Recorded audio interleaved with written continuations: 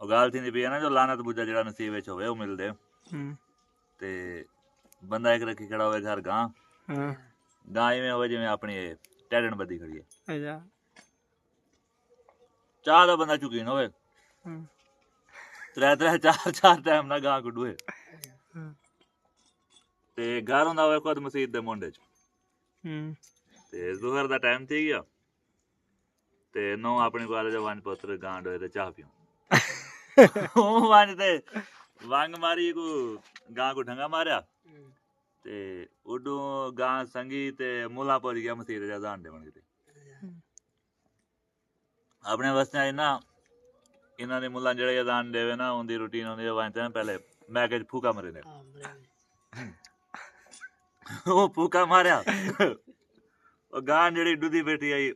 गां लत मारी डर ते खीर बिटी गया जका ओ सोरे कोल आ गई अगे पुत्र होना हिम्मत कर चाह पका अगे खीर दा जका बिटीज गए ते और जो किवें बिटीज गए अगे बासी में डोए ते उठन पईया ते उडू मुला फूका दिते मैं के गाड़ो डरिए टप का दे डोल भी खीर बिटीज गए ओ आगे जो डेग गन जो जिंदे नसीब में लानत होवे ना ओ अल्लाह दे घर बैठे गिन गिनदे ठीक है।